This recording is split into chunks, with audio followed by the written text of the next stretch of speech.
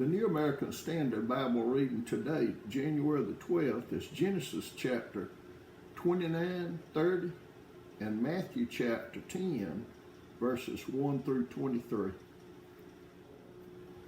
Genesis chapter 29. Then Jacob went on his journey and came to the land of the sons of the east. He looked and saw a well in the field, and behold, 3 flocks of sheep were lying there beside it. For from that well they watered the flocks. Now the stone on the mouth of the well was large. When all the flocks were gathered there, they would then roll the stone from the mouth of the well and water the sheep, and put the stone back in its place on the mouth of the well. Jacob said to them, "My brothers, where are you from?" And they said, "We are from Haran." He said to them, "Do you know Laban the son of Nahor?"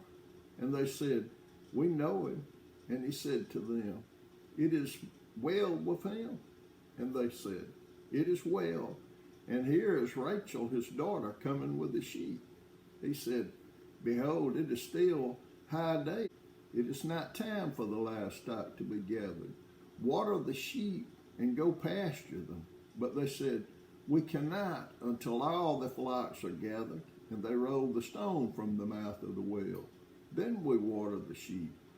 While he was still speaking with them, Rachel came with her father's sheep, for she was a shepherdess. When Jacob saw Rachel, the daughter of Laban, his mother's brother, and the sheep of Laban, his mother's brother, Jacob went up and rolled the stone from the mouth of the well and watered the flock of Laban, his mother's brother.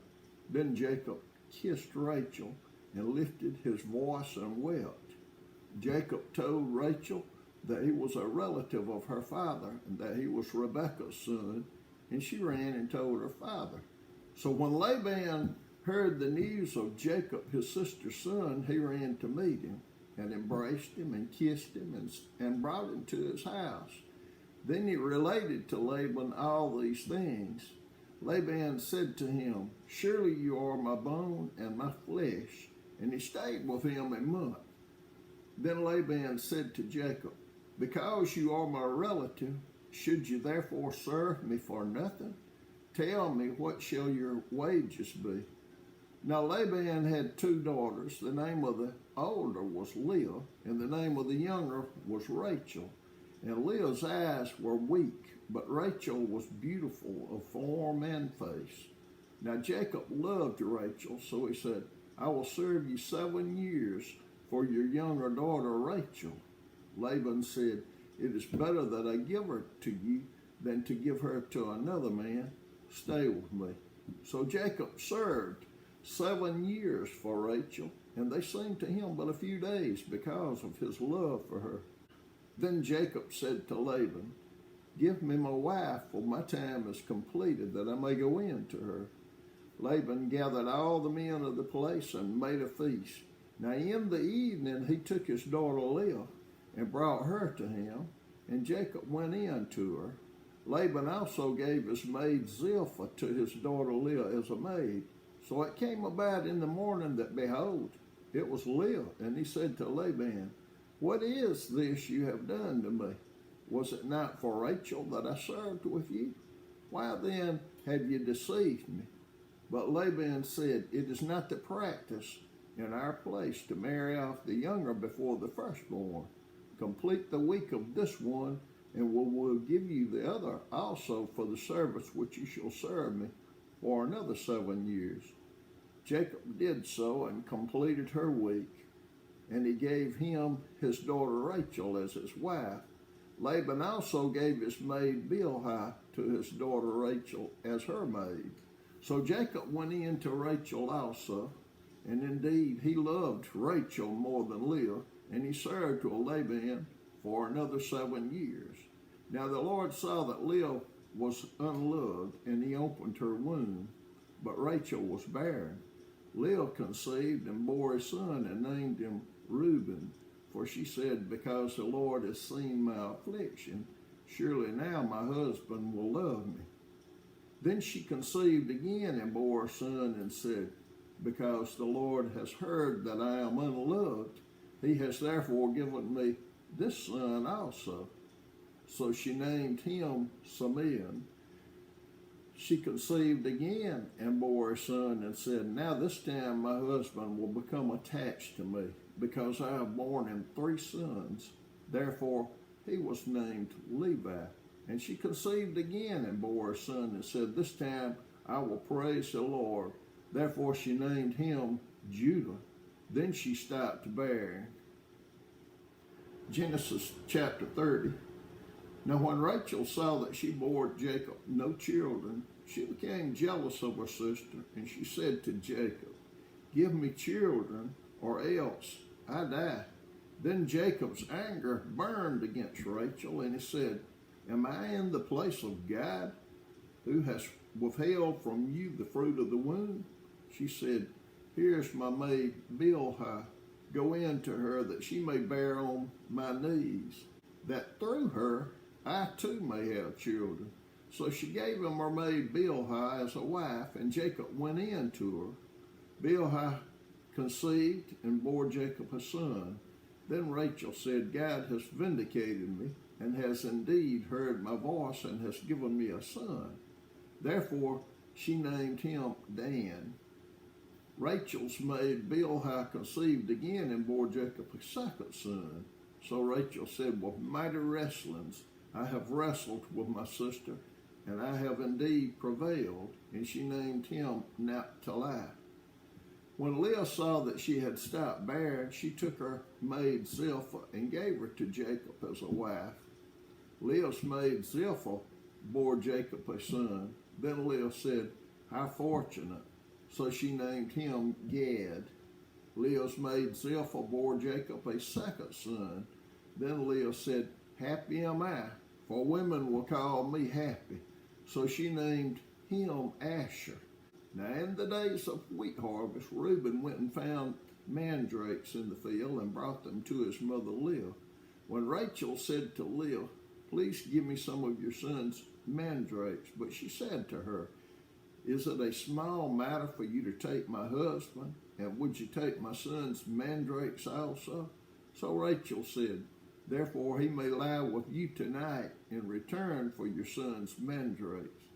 When Jacob came in from the field in the evening, then Leah went out to meet him and said, you must come in to me, for I have surely hired you with my son's mandrakes. So he lay with her that night. God gave heed to Leah, and she conceived and bore Jacob a fifth son. Then Leah said, God has given me my wages, because I gave my maid to my husband. So she named him Issachar.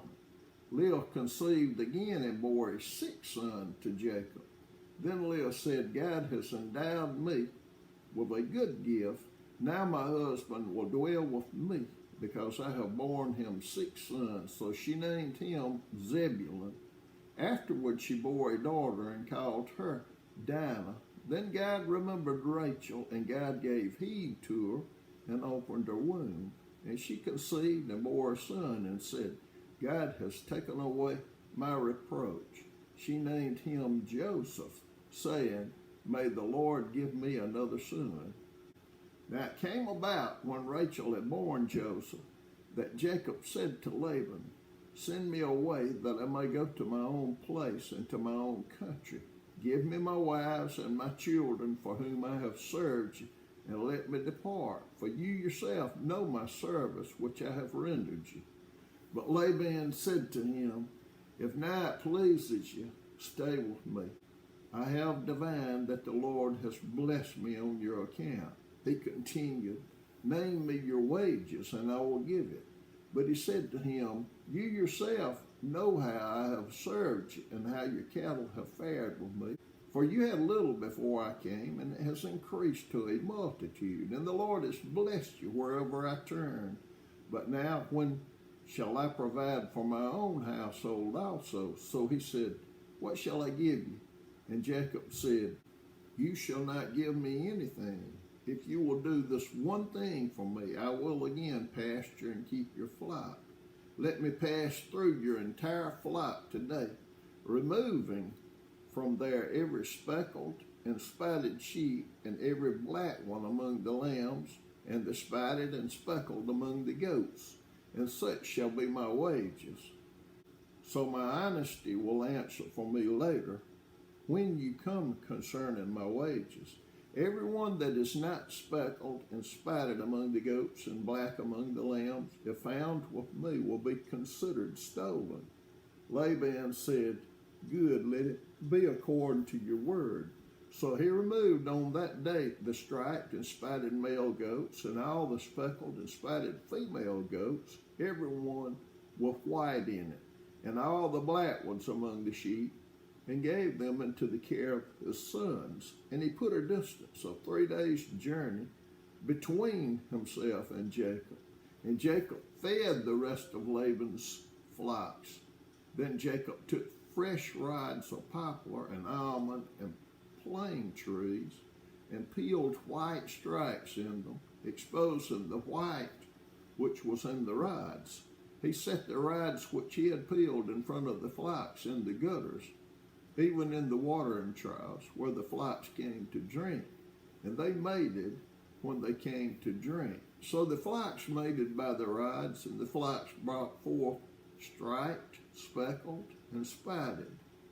Jacob separated the lambs and made the flocks face toward the striped, and all the black in the flock of Laban, and he put his own herds apart and did not put them with Laban's flock. Moreover, whenever the stronger of the flock were mating, Jacob would place the rods in the side of the flock in the gutters, so that they might mate by the rods. But when the flock was feeble, he did not put them in. So the feebler were Laban's, and the stronger Jacob's.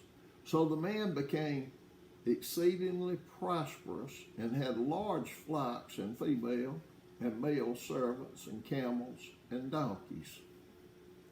Matthew chapter 10, verses 1 through 23.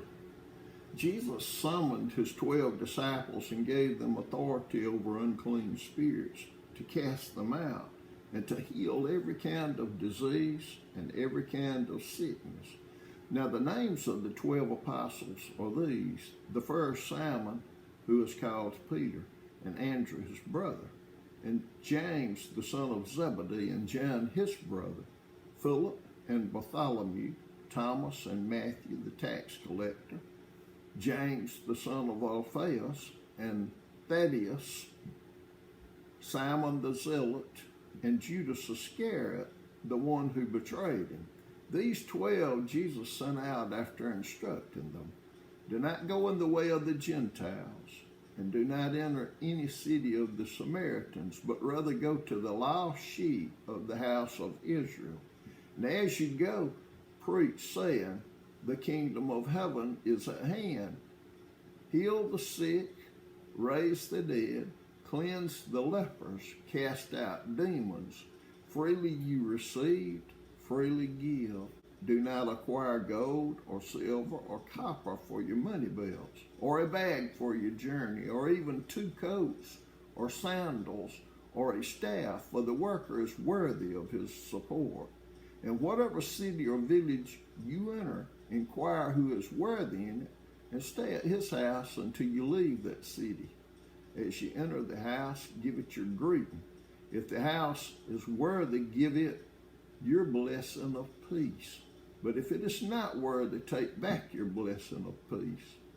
Whoever does not receive you, nor heed your words as you go out of the house or that city, shake the dust off your feet. Truly I say to you, it will be more tolerable for the land of Sodom and Gomorrah in the day of judgment than for that city.